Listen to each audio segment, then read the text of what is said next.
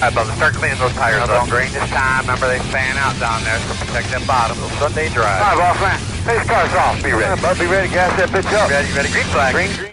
Good morning, everybody, and welcome to the Inside Pass here on WSIC. I am Randy Miller, Tom Baker, sitting over in the Silman seat this morning. We have got a fantastic show on tap, and no, we did not pre-manufacture this guest today.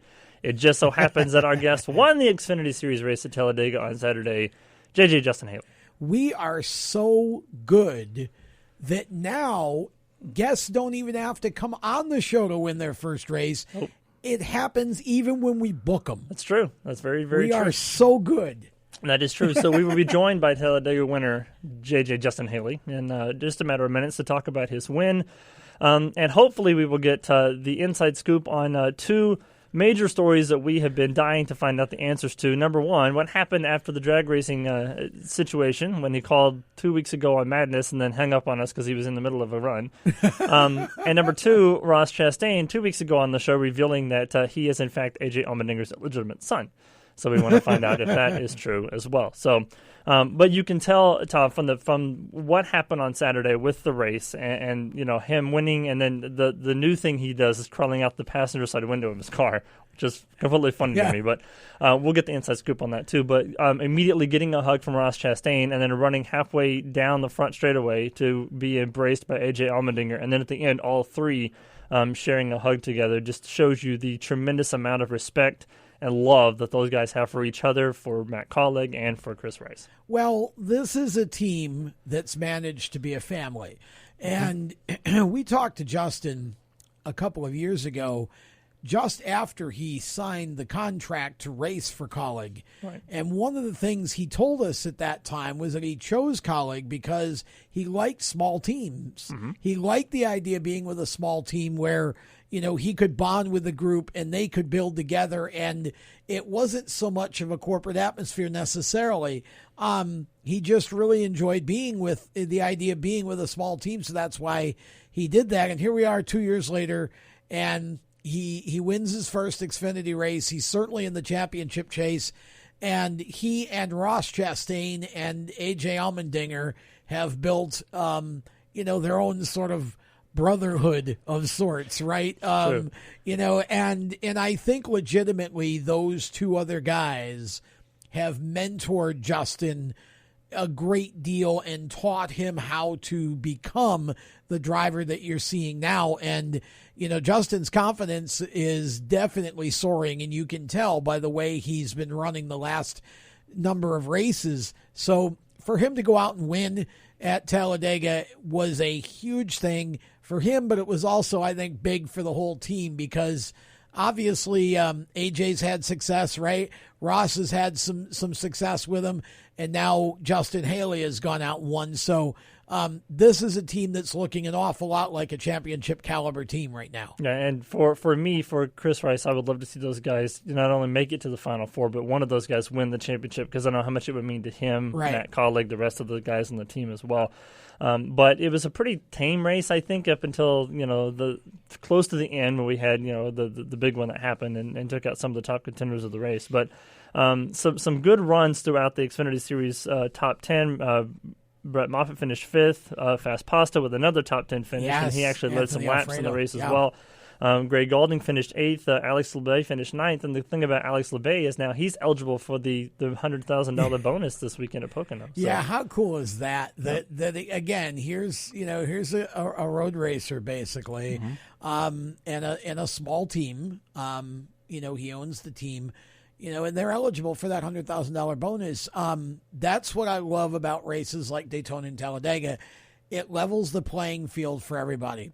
And it creates a situation where you got to employ some strategy. You got to be able to manage your car. But at the same time, the racing that the fans get to see is incredible. And I think that race did live up to its billing as the unhinged 300 yes, toward the end. And I think in the beginning, for the most part, I don't think it was so much that it was a tame race. I think if it was that, it was because everybody was kind of trying to just be respectful and not have a 20-car big one before we got to lap 50. That's true. Speaking of unhinged, the race yesterday was unhinged about the last, a lap and a half or so of the race. Or actually, the last probably turn of the race, because there was a couple of big wrecks during the last lap of the race. Ryan Blaney ended up winning by 0.007 seconds, which his other win at Talladega was the exact same margin of victory. So he barely gets out of Talladega with his pants when he races at Talladega. But Ricky Stenhouse got second, so a good run for him. Eric Almirola, he got third backwards, which was a crazy finish there as well. Chris Buescher finished sixth. John Hunter Nemechek with the top 10 and eighth, which we figured front row would be fast. And of course, John Hunter ended up finishing in eighth place. Everybody else was pretty, Eric Jones was in there, and Kevin Harvick and Alex Bowman.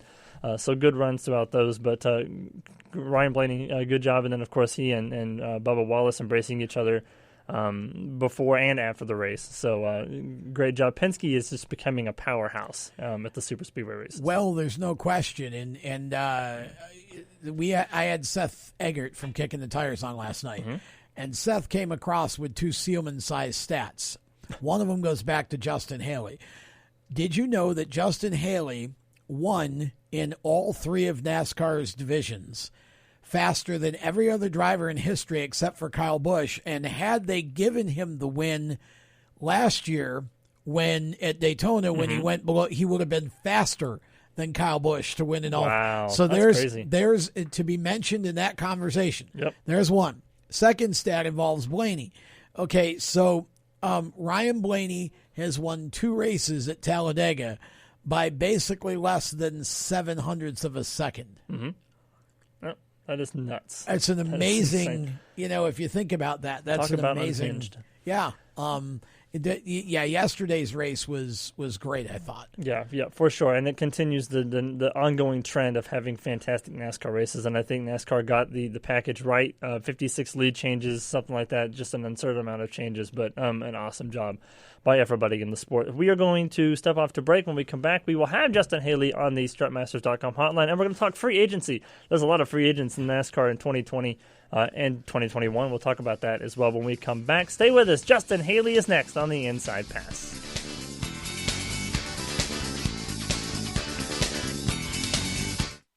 This is News Talk 105.9 Lake Norman, 100.7 Greater Statesville, WSIC, where Southern Iredell turns first for breaking news and severe weather alerts. Listen up, Carolinas. During the Drive Forward event going on now, there's only one Jeep dealer in the Carolinas that has the largest new Jeep inventory. Lake Norman Chrysler Dodge Jeep Ram. We are the only Jeep dealer in the Carolinas that guarantees we will beat any new Jeep deal. It's time to drive forward right now at Lake Norman Chrysler Dodge Jeep Ram, located at I-77 at exit 28. Online 24/7 at LakeNormanChrysler.com.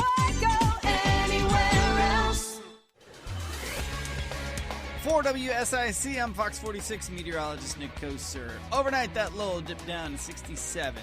Tomorrow, cold front comes in during the midday hours, and it'll be a little more dry as a result. 85 for the high with a 30% chance for rain, and then Thursday, dry, partly sunny, and 83.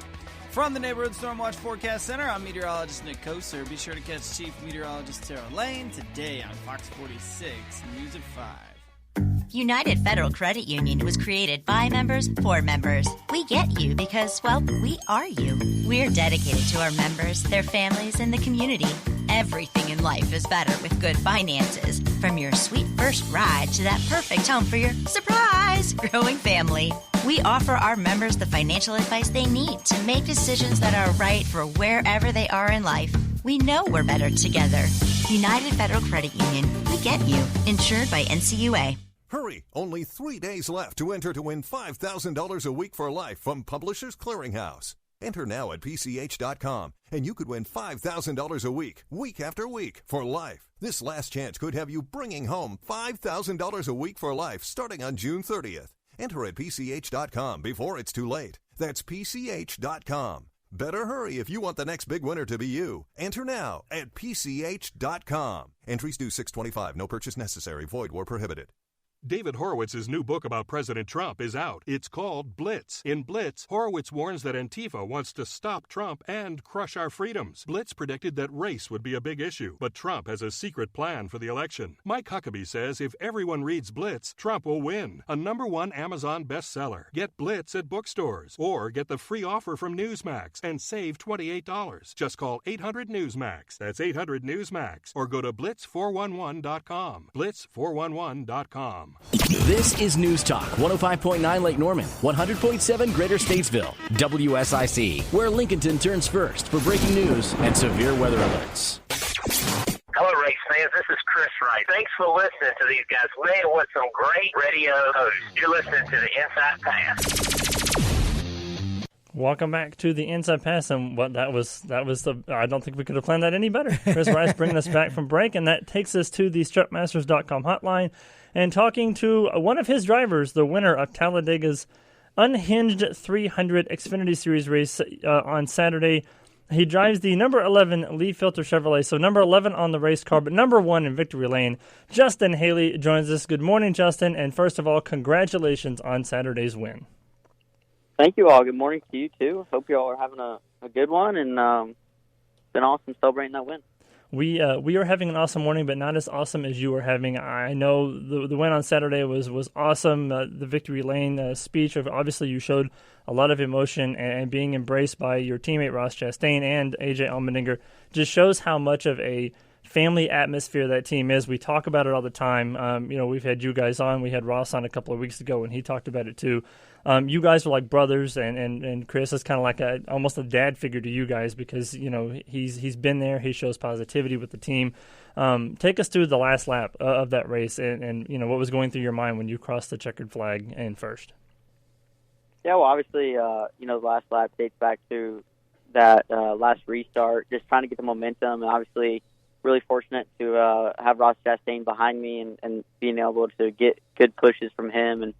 And the colored racing cars, obviously, when we get lined up with our ECR engines, are pretty unbeatable. So, just trying to get clear of the 8, and the 8 got clear of me for a second, and then, just trying to figure out where you're going to time your runs and trying to get in front of the 8 car there. So, the run actually started on the last lap all the way back from AJ Allmendinger, which propelled Ross forward, which propelled me forward, and then I got clear, and Ross and the 8 were kind of battling, and kind of slowed them down. I was able to get a good amount out front. So really didn't have to do much protection or blocking. You're always ready for that, throwing big blocks towards the end, and things get pretty hairy at times. But fortunately, we had a big enough lead to just go out there and, get a good run. Randy talked about the post-race celebration, and we all saw it, and I mean, it was just awesome to watch, Justin. But the idea of kind of the brotherhood that's been developed between the three of you guys as drivers, you, Ross, and AJ, talk a little bit about that, and talk about those moments post-race when the three of you kind of embraced and what that was like, not just from your standpoint, but also what it does for the team overall now that, basically you've all had success there.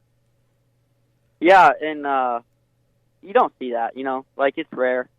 I've been a part of many teams with many teammates, and it's just something special. You don't see that across any board of team anywhere. So I think it just starts at the top with Matt Colleague. I think the biggest thing is there isn't a 10 team, there isn't an 11 team, there isn't a 16 team. Yeah, we all submit our own rosters every weekend, but we all build each other's cars at the race shop. There's not a separation of teams. We all work together, and if the 10 fails tech once or twice, I go over, make sure they don't need anything, and I help them out. 16 team as well, so we're just a big family. That's what really Chris Rice and Matt Colleague have molded it into, and that trickles down to the drivers as well. And our alliance at RCR is pretty great too. We look after the 21 car pretty much as our own as well. So it's just awesome. It's awesome to be able to have success. It's awesome to be able to have teammates that care that much for you. I know, last year when we got our first win at Daytona, it was special for all of us getting Matt Colleague that first win. But I think we're all just pretty selfless when it comes to it. We all want to win for ourselves, but we really just want to get Matt Colleague wins and Chris Rice. We want to do it for everyone at Colleague Racing and Lee Filter and Nutrien Ag and Ellsworth. So we're all in. We're all in together, and anytime we can help each other win is big for us. And I don't know. It's just special. You don't see that kind of relationship within a team like we have. Well, I remember after you signed with Kaulig a couple of years back, I remember you telling me and talking to us on one of our shows about the fact that you really like the idea of going to a smaller team. And now it feels like you're sort of seeing the fruition of that. And you talked in your post-race interview about fighting for a ride for next year. I know this is a contract year for you, right? But I would find it hard to believe that there wouldn't be an opportunity at Kaulig for you next year if you needed that or wanted that. Talk a little bit about that situation as best you can at this point. Yeah, I mean, obviously, it was big for me to come over to Kaulig. I feel like the smaller team dream was kind of more, how I grew up from, a small town kid in Indiana. I was with many super organizations that had 5-6 teammates, and that's fine, but it's just not like here. And I really liked being a single car, just doing my own thing. But what Kaulig Racing has showed me is teammates don't matter.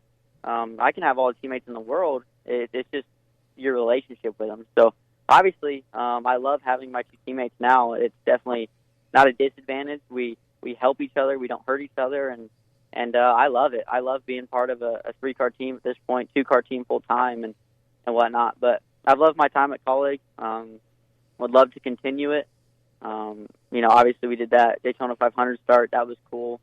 So there's no really talks right now. To be honest with you, we're just focused on it, focused on trying to get a championship. We keep winning, and I'm sure something's going to come up. It'd be hard for it not to. But right now, to be completely honest with you, there hasn't been a single word talked about for next year. We've just been focused on this year and just kind of living in the moment and not looking too far ahead.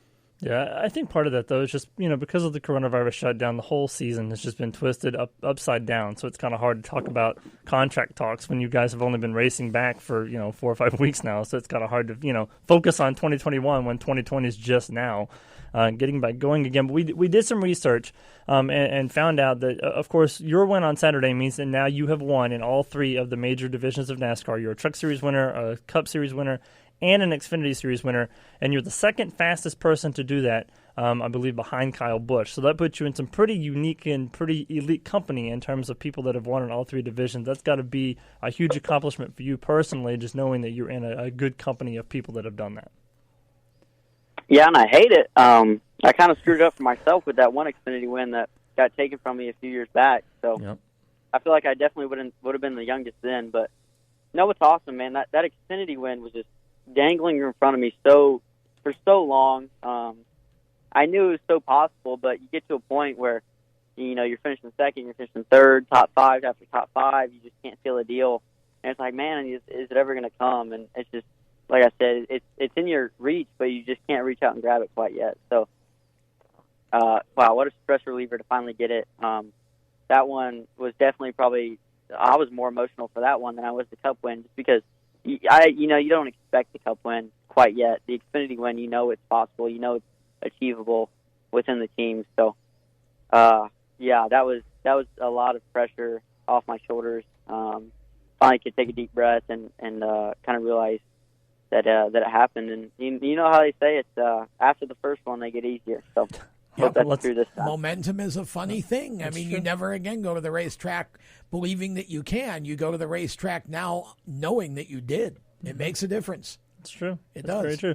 So you were on our program about 3 weeks ago, and it was on our Thursday show, and you called in while you were at Mooresville Dragway drag racing your Camaro. And you got off the phone because you were in the middle of a run, and we were all dying to know what happened after the phone call ended. So please tell us the Paul Harvey rest of the story on what exactly happened after your phone call ended a couple of weeks ago. Yeah, so it was my last run of the day, and I was all hyped up. I was sitting in my Corvette, ready to go, and this Tesla pulls up next to me, and I'm like, oh gosh, you know how Teslas are with the 0 to 60. I mean, it's like break your neck speed. So it was this older gentleman, probably in his 60s or 70s, windows up, AC on, no helmet, just hanging out in his Tesla, and he schooled me. So that'll happen. You know, I mean, you're working with a V8, you know, supercharged engine to an electric go-kart motor, pretty much. So, I mean, it is what it is. That driver's name is Chris Rice. No. Right. No, I'm just kidding. He's going to kill me next time he's on the show. Also, we had your teammate Ross Chastain on a couple of weeks ago, and at the end of the interview, he said, he was talking about the camaraderie that you guys all have, and he swears up and down that you are AJ's illegitimate son. And so he wanted me to ask, because we told him you were going to be on in a couple of weeks. He's like, ask Haley what he thinks about being AJ's illegitimate son. That's a great point. But to be honest with you, I think I'm a lot more mature in some situations. We all know how AJ can get a little rowdy. Quick story: we were in Dick's Sporting Goods the other day, and we were killing time before the Talladega race, and AJ thought it'd be a good idea to do a little golfing, throw a football across the store, and I was like, AJ, come on, man, we're in college racing gear here. We can't be jacking around in the store. So I had to calm him down. Had to tell him to grow up a little bit, mature. We had to walk out of the store so we didn't get kicked out. So that's awesome. He may be my father, but I feel like, sometimes I got to pull the reins on him. Sometimes the son becomes the teacher. And this is why college racing is the most entertaining team to watch in NASCAR right now. That is very true. Exactly that is very why. true. Justin, we can't say congratulations enough. I know Chris is on our show a lot. And, he was dying for this win. I know you were dying to get yourself a win and get into the playoffs. And you guys have an amazing team. The three of you guys are awesome people. And Chris and Matt and the whole team is just amazing. And we can't say congratulations enough to you guys. And we hope that you and Ross and AJ win many more races this year and do great things in the playoffs as well. Yeah, thank you. I really appreciate it. I hope I can get back on soon with another one. You guys really plan this one out correctly. I guess we need to start planning them out the Monday after a race or something. So, well, yeah, you guys because keep getting lucky with me winning and then getting on the show. I've had a couple straight lead lap shows of guests going on to win their next race, and we've gotten to the point where we're just so good for you guys now that all we have to do is book you for the Tuesday after a race, and you go and win the race before you come on. So we've got our mojo working here at WSIC. Yeah, sounds like a plan. Book me every week. There you go. Tuesday. I feel like the only way you're going to win the championship though is if you get you and Ross and AJ and Chris and even Carly if you want, and all come to the studio at the same time on a Thursday night during Madness, and we'll have all you guys in the studio together, and we'll just have a great old time for 2 hours. You'll have to bring that up with her. She's all for it. We've already discussed it. So all we got to do is get all of you guys in the same room at the same time together, and we'll be good and gold. Sweet, man. All right, Thanks, Justin. Congratulations. Best of luck to you guys at Pocono and the rest of the season. And we'll talk to you again right after your next win. Awesome. Thank you, guys. No problem. Justin Haley, everybody. We are going to take a quick break. We'll be back with more of the Inside Pass right after this.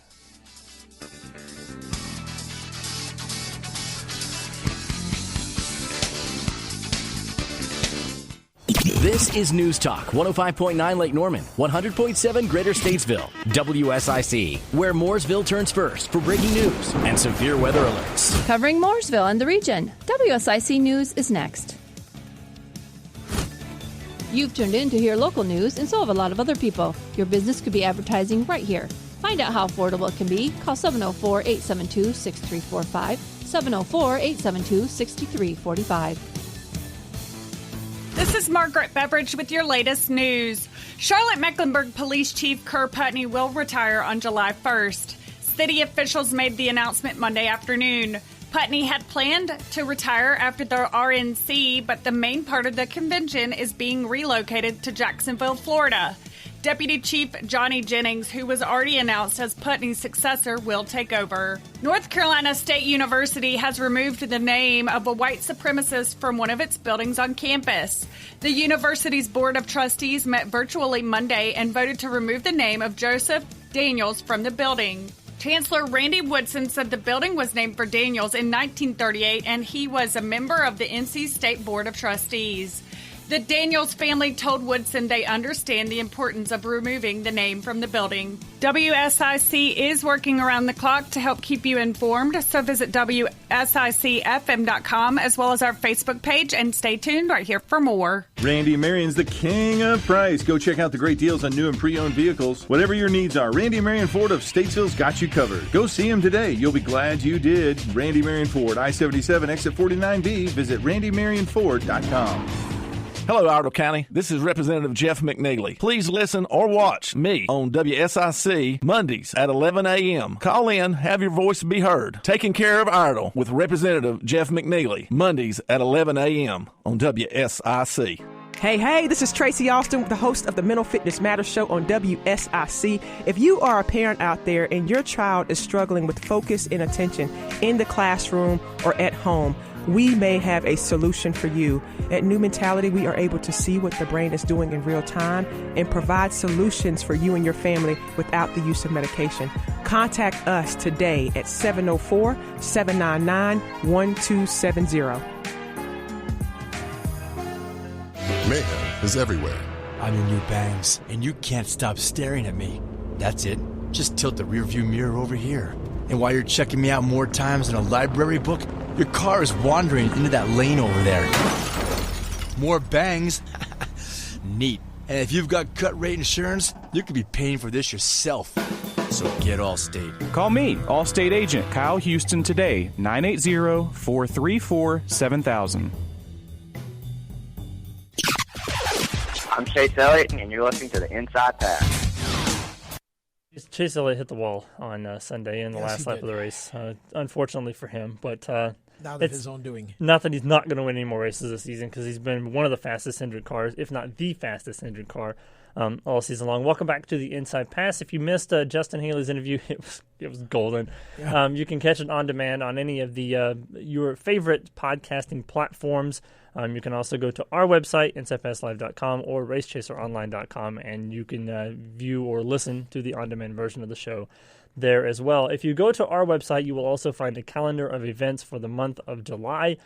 We've got Noah Gregson, we've got Matt DiBenedetto, and we've got Jade Gurse, who is the writer of John Andretti's autobiography called The Racer. We're going to spend the entire hour talking to Jade about the book and getting him to tell us some stories about John Andretti, and it'll be a great show. So that's what's coming up in the month of July, and we're also trying to get Selfie to come and join us in the studio, Michael Self, who pulled off a miraculous save. Oh my gosh! On Saturday during the ARCA race. If you didn't see it, go to Facebook and look up Venturini Motorsports Twitter or Instagram or YouTube or anywhere. I've never seen anything like it before. It was incredible. And he turned around and drove. I believe he drove the truck. The sweeper truck? What is it? The Air Titan truck on Sunday, because that guy made a miraculous save as well up on the banking. And oh yeah, they spun out the Air Titan. And Ryan Blaney made another miraculous save during the Cup race, and never even lifted off the throttle. He got sideways and went straight to the lead. Yeah. I mean, it was all. But yeah, Selfs was almost. I mean, it wasn't even drifting. He was basically almost backwards, and somehow he was. That was incredible. Yeah, it was good. But that shows you that the kind of mentality that it takes to run a race at Talladega. So. Some good stuff there. So last week, the Toyota executives were making their rounds, doing some interviews and things like that, and they made mention of the fact that they are very, very adamant about keeping two of their drivers under the Toyota umbrella going into 2021. One of those drivers is Eric Jones. The other one is Christopher Bell. Eric Jones is on a contract year with Joe Gibbs Racing. He's working on an extension, but it's kind of been one of those things where the same thing happened last year, and he ended up signing a one-year deal. Now we're up to contract talks again, and who knows what's going to happen with that.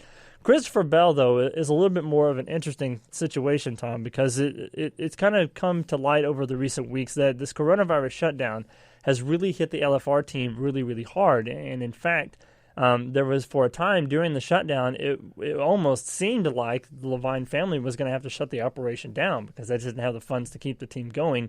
And so we still don't know what's going to happen going into 2021. This is a contract year for Christopher Bell as well. But from what I have been able to gather, during doing all this research, Christopher Bell originally signed a 3-year deal, which would have put him in the LFR car for 2 years and 1 year in a Gibbs House car, which would be one of the big 4 cars.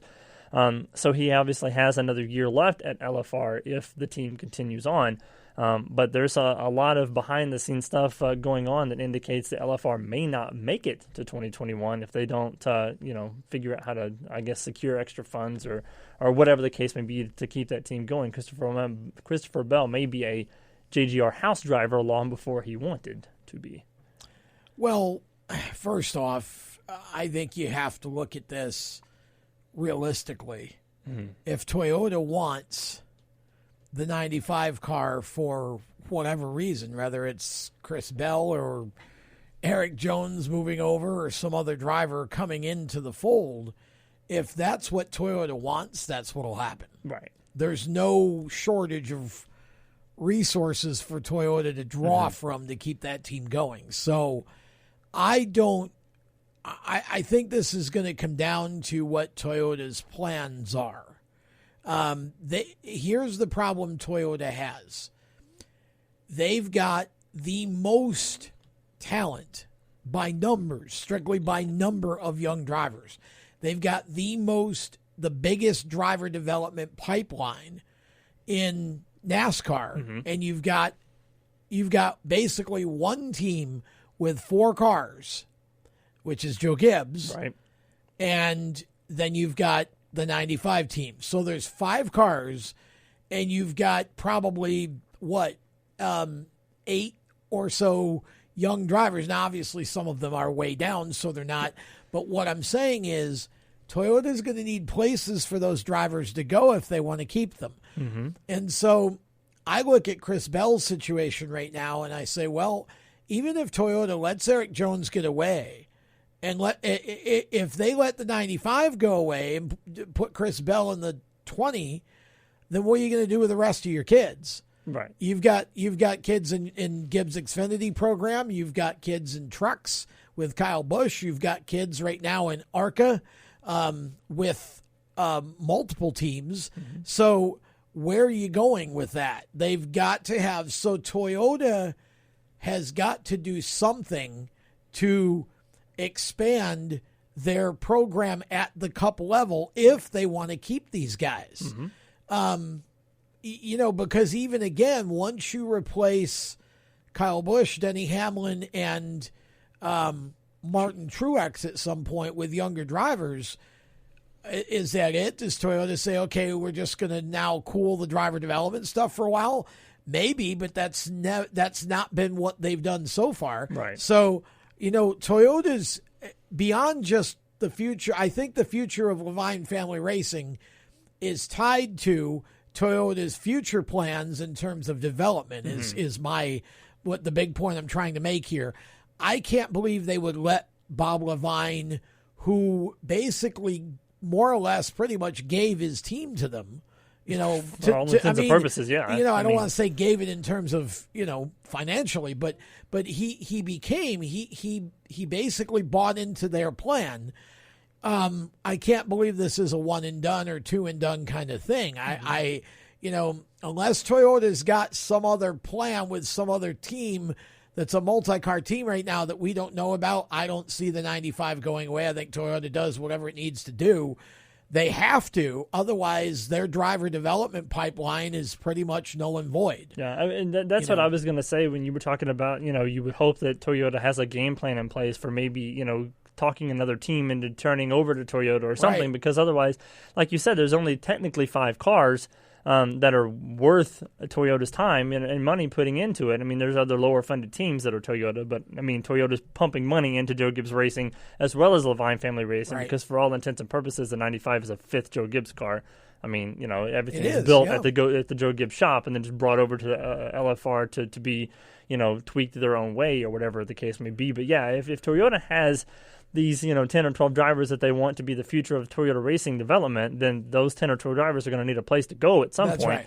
Right. And if you're trending downward in terms of age, so if you're getting guys like Denny Hamlin, who's not that old, but he's one of the senior members of Toyota at this point, even Martin Truex, if you're looking at, finding ways for, 2 or 3 years from now where those guys are out and you put younger drivers in, so let's say you put in a, 20-year-old or 21-year-old or 22-year-old person in that ride, you're thinking long term. So if that kid is going to be in that car for 3 or 4 or 5 years, you've just taken away a position that one of the development kids is going to have, who's the same age as the one you just put in the car.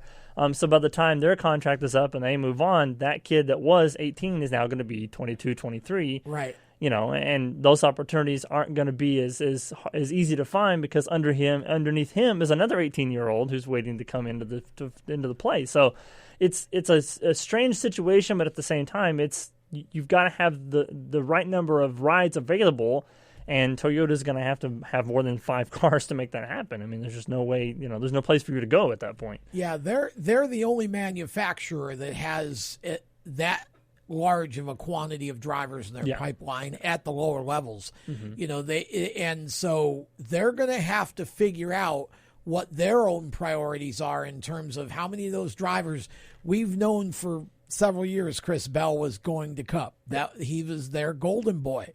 But they're going to need to figure out how many Chris Bells they have in their current group of, and you've got, you just look at Gibbs Xfinity. You got Harrison Burton, who's already showing, championship potential in the Xfinity series. You probably give him one more year. He's going somewhere. You got Riley Herbst there. You've got, some guys below that are certainly considered to be studs, if you will, or drivers that are sure bets to. So where do they go? So I somehow I don't worry as much about LFR's future as maybe some others do, only because I think Toyota will realize that they need that, unless they've got something else going that we don't know about yet. Mm-hmm. They're going to need that 95 team to be the sort of rookie team, if you will, or the AAA Cup team before, so you bring your Chris Bell in, you get him ready and you move him over, then you bring your next guy up and you get him ready and you move him over and so forth. But I think for Eric Jones, it's either the 20 or nothing. I don't think he goes to the 95 because that ties that car up from being a development car at that point, unless you're going to give Levine a second car, which was talked about before this season, but it didn't happen. Right. So, I think you'll see that the situation with LFR will straighten itself out, but and if not, then you're going to see a big surprise announcement somewhere along the way from Toyota having another multi-car team in the fold, because otherwise they're not going to be able to get any of these young kids to Cup. Yeah, I personally think that Toyota is going to try to, obviously they want to keep both of those guys on their roster, but I think ultimately they're going to end up losing one of the two of them because they're going to focus so much on getting one of them in that the other one's going to slip out the back door and be signed by somebody else. There's so many teams that have rides open next year, from Penske to Hendrick to, that are open right now because of free agency. So we'll see what happens with that. Speaking of free agency, there are 11 other drivers that are going to be looking for rides. Actually, not really 11 because Jimmy's not part of that list. But there are at least 10 other drivers that are going to be looking for rides at the end of 2020. We'll talk about those guys when we come back. More of the Inside Pass on WSIC right after this.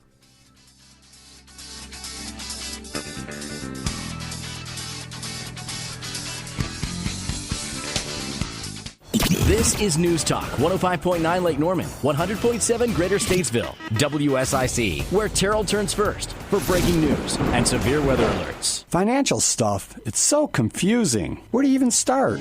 With a trusted partner who knows the options and can understand your individual needs. That partner is Joshua Doby from the North Main Financial Group in Cornelius and host of North Main Financial, Saturdays at noon on WSIC. Hello, this is Joshua Doby, and I'm excited to share financial education while securing your financial future. Whether it's stocks, bonds, life insurance, partnerships, or anything else, we're here to help. Join me Saturdays at noon and visit us at northmainfinancial.com. For WSIC, I'm Fox 46 meteorologist Nick Koser. Overnight, that low dipped down to 67. Tomorrow, cold front comes in during the midday hours, and it'll be a little more dry as a result. 85 for the high with a 30% chance for rain. And then Thursday, dry, partly sunny, and 83. From the Neighborhood Storm Watch Forecast Center, I'm meteorologist Nick Koser. Be sure to catch Chief Meteorologist Tara Lane today on Fox 46 News at 5. Thanks for tuning in for local news with WSIC. I'm Margaret Beveridge. The North Carolina Parks and Recreation Trust Fund received a substantial gift from Barbara Rose McIntyre, who passed away in July 2019. In her long and full life, Barbara Rose loved children, nature, and the state of North Carolina. As she neared the end of her life, she took steps to make a final gift to the children and people of North Carolina. Her gift of more than $1 million to the Parks and Recreation Trust Fund will be directed to projects including restoration, education, and accessibility for children. The South Carolina Department of Public Health announced its latest coronavirus statistics on Monday. State health officials said 1,002 more cases and 6 additional deaths are being reported since Sunday. There are now 25,666 confirmed cases and 659 deaths statewide. This is the third time in 4 days South Carolina has crested over 1,000 daily cases. Thanks for tuning in to WSIC. I'm Margaret Beveridge from the News Desk. Hey, I'm looking for some lumber. Well, what kind do you need? Well, we've got T&G, shiplap, rough sawn, dressed, edge and center bead, C and better, hardwood, composite, and LVL. Gosh, I didn't realize there was so much to choose from. Well, at Little Shavers, we know wood. No need to visit the big box stores. Little Shavers Wood Shop is located just 7 miles east off I-77 in Statesville. Hi, this is Mark Walters. Join me on Armed American Radio as I take a stand for Second Amendment rights. That's Sundays from 8 until 11. I will be on your radio fighting for freedom right here on News Talk 105.9, 100.7 WSIC. This is Justin Lofton, and you're listening to the best guys on... Welcome back to the Inside Pass on WSIC. We cut him off. We don't. Whatever. We have a show to do. We don't have time for this. Tom Baker, Randy Miller, back with you, talking about free agency. We talked about Christopher Bell and Eric Jones and how they are going to be free agents at the end of 2020. There are 10 other drivers on that list that includes Brad Keselowski, Eric Almirola, Ty Dillon, Clint Boyer, Matt DiBenedetto, Corey LaJoie, Michael McDowell, John Hunter Nemechek, which I guess there's an asterisk behind him because he's actually technically only there because Matt Tifft can't race, but that's not necessarily true because he was going to be probably a part of the team anyway. And then Bubba Wallace, and the last two is Matt Kenseth and Jimmy Johnson. Of course, Matt Kenseth is only on loan, I guess, for the rest of the year because of the Kyle Larson situation, and Jimmy Johnson is retiring at the end of the year. So of those names, I mean, there's a lot of names there. What stands out to me is, of course, 2 Stewart-Haas guys, Eric Almirola and Clint Boyer. We all know that Chase Briscoe is, of course, probably the next person that's going to take one of those rides, or we at least hope that that's going to be the case. It's just a matter of when that's going to happen and which one of those guys would be out. The rest of the names, I mean, Matt DiBenedetto, of course, Wood Brothers driver, technically a Penske Alliance team. So there would potentially be a spot there for him in the 2 if Brad Keselowski left, which was another big rumor. Not that he would get that ride, but you also have an Austin Cindric that's waiting in the pipeline at Penske. Ty Dillon and the Geico team is a satellite team, I believe, to RCR.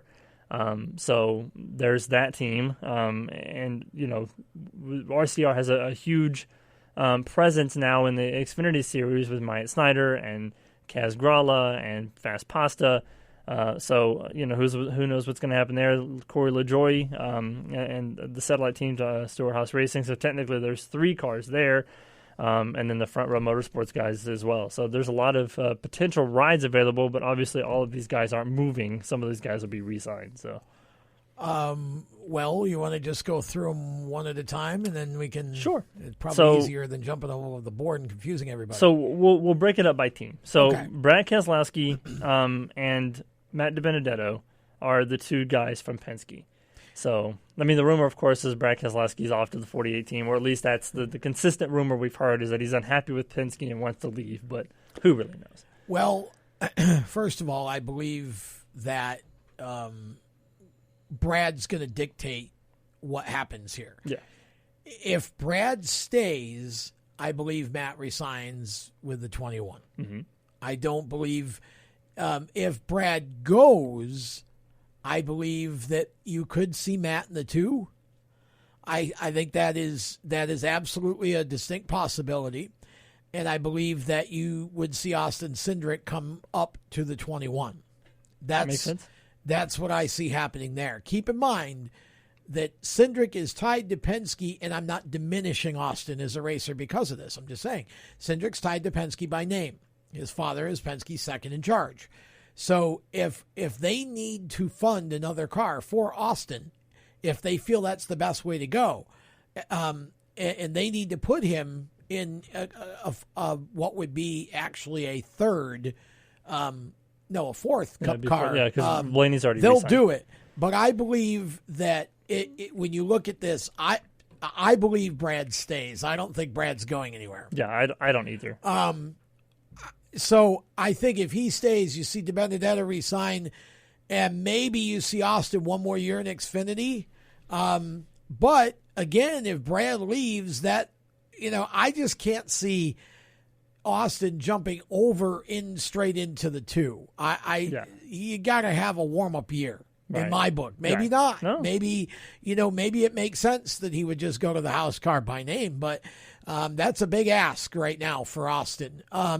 So Penske, I think Brad dictates that. I'm still not buying that it's a given that he's going to the 48. I'm just not. Yeah, I don't think he so either. might. I'm just saying I don't think it's an automatic. Right. It'd be an out of left field kind of decision, I feel like. So over at Stewart Haas, you've got Eric Almirola, Clint Bowyer, and essentially Corey LaJoie because the Go Fast car is a Stewart Haas satellite car. So there's three guys on that team. I honestly don't think all three of them are coming back. I feel like one of them is going to go. I don't know. I kind of want to lean toward Clint Bowyer because I know he has other things that he wants to do. Cash is getting older, and usually when kids start to get into the toddler age, the drivers start thinking about the end of their career. He obviously has a great gig doing the Saturday Xfinity races and stuff like that. So if it were me, I feel like this would be Bowyer's signature call to say, I want to go home and be with my family and leave the 14 car open. Well, of the two, I think Bowyer will be dependent on Bowyer. Right. In other words, if Clint wants to stay, he'll stay. If he doesn't want to stay, he'll go. Almirola will be dictated only by sponsorship. And Smithfield has had some issues during the COVID deal. Right. It's now Chinese owned. We don't really know. They were obviously obligated, at least I think through the end of this year, I think is all their contract was. So we don't know if Smithfield wants to come back. If Smithfield doesn't come back, Eric Almirola is not coming back either. That car may not come back. He has. Well, that again, unless you get someone with, you'd have to have a good sponsor. Equal Briscoe. Remember, Briscoe is a Ford Motorsports development driver. He's not a Stewart Haas development driver. Correct. So Briscoe can go anywhere Ford wants to put him. Stewart Haas would probably make the most sense just from the standpoint of the team's the most front-running team. So if they make an opportunity there, that would be likely to happen. If not, though, Roush is significantly improved. And a third team at Roush again, if Ford is funding it and giving them the resources, again, it's wherever they want to put Chase. But Chase, I think, is, in my opinion, I think Chase is still a little ahead of Austin Cindric in his development at the Xfinity side. So I see Chase coming up. If only one of them comes up next year, I think it's Chase. And I think Chase, again, could go absolutely anywhere up to and including the 2-car, if that's where Ford wants him to go. Yeah. I would lean toward a Stewart Haas car, but don't count on that as an automatic because this is Ford's money that we're dealing with here. Wherever Ford wants them, Ford will make the opportunity. It's much like with the Toyota situation we were talking about with Christopher Bell and Eric Jones. That's right. I mean, Eric Jones has always kind of been a Joe Gibbs guy, but Christopher Bell is a Toyota guy that just so happens to be a part of Joe Gibbs Racing. So if Toyota wants him to go somewhere else, he would. But, I mean, obviously there's no place for him to go. But, right now. It'd be a better situation, I feel like, for Chase Briscoe because there's more Ford teams that are good teams for him to be able to slide into. Over on the Chevrolet side, you've got Ty Dillon, who is the only lone guy. I mean, we can pretty much take out Matt Kenseth and Jimmy Johnson because I feel like Kenseth's not going to come back. He wanted to only be in that car for the rest of the year. Agree. He wanted to be in a competitive ride. He's not that competitive. I mean, he's finishing top 20, but he's not winning races, and he's not setting the world on fire. So that 42 car will be available at the end of the season, and who knows what's going to happen with that. But that's a potential ride for somebody to fall into. Ross Chastain is the first person that comes to mind, but we just don't know. I mean, if it were me and I was having a great run at Colleague, I personally wouldn't want to go to Chip Ganassi knowing how great of a team atmosphere I have at Colleague. But, I mean, you obviously want to be the top dog in the sport. So, yeah, you want to be in Cup. And that's if Cup comes calling, you don't turn it down because you may never get that opportunity again. I'm saying I think Chastain is number one in line for that car if Matt Kenseth's out. You would think, obviously. Yeah, I think that's pretty much a done deal, I would guess. Yeah, and then, of course, the 48 car becomes available, but, you can throw darts at a dartboard all day and still not be able to figure out who that driver's going to be. Where that's going to end up, but keep going. Probably so. So then that leaves Front Row Motorsports, Michael McDowell and John Hunter Nemechek, and then, of course, Ty Dillon over at RCR. John Hunter Nemechek, I feel like, has taken the ride and really done something with the ride. He's taken the opportunity and said, I'm going to prove myself here, knowing that he's really basically just being borrowed because Matt Tifft can't race right now because of his health situation. But I feel like it would be a fool of Front Row not to figure out a way to at least keep those two guys on fold. But even Michael McDowell, I mean, I always feel like you need a veteran presence no matter what you're doing. So even if Michael McDowell goes to a part-time ride at Front Row, they have a third charter that they're not using. So they could conceivably have a third car and would be guaranteed a starting spot if they wanted to do that. But that's assuming that Matt Tifft comes back in 2021, which we don't even know if that's going to happen. Yeah, I don't think that's going to happen either. That doesn't appear likely, right. And I believe that John Hunter might be a candidate for a couple of bigger rides. The 48 being among them, but the 42. Remember, he drove for Chip in Xfinity and won. That's very true. So there's another guy, and his father drove for Felix Sabates, who's now at Wright. So there's another player for the 42 car potentially, and so I think John Hunter is sort of in play. I don't think Michael McDowell is, at least at this point. So I would see John Hunter re-signing if he can't get something better. I think he re-signs with Front Row. Same with McDowell. If they want him back, I think he'll re-sign. I also believe that Ty Dillon re-signs if he wants to keep racing, because I just don't think Ty would be high on a lot of people's wish lists either. Right, exactly. Unless they can get a Childress tie-in out of it, in which case the car is going to end up being a sideways move from the 13. Yeah, you know what I'm saying? So I think Ty's best option is to stay where he is. And he said last year that he really appreciates Germain Racing giving him the Cup opportunity. He loves it there, and he's more than happy to run his entire career there. Yeah. So I don't think Ty goes anywhere. Yeah, that's very true. So the other person on the list is Bubba Wallace, and I'll try to get to him in a second because it's part of a bigger story. But Tom spent the weekend in Indianapolis doing some good work and watching his favorite type of racing. So tell us a little bit about what happened at Indy. Well, I mean, it was the Indy Summer Nationals. You had the must-see racing sprint cars, and that was a great race between Cody Swanson and Bobby Santos. I think maybe the two best open-wheel drivers in the country right now. Those two went back and forth the entire 30-lap distance, and Cody ended up winning, dedicating it to Gene Nolan, his team owner, who passed away recently. His son has kept the team going. It was a very emotional win. For Cody, the super modified race, Mike McVetta out of Ohio set a Midwest Super Series record in qualifying, speed record 18.282 or something like that. In the qualifying lap on a 3/4 mile track, that's doggone fast is what that is.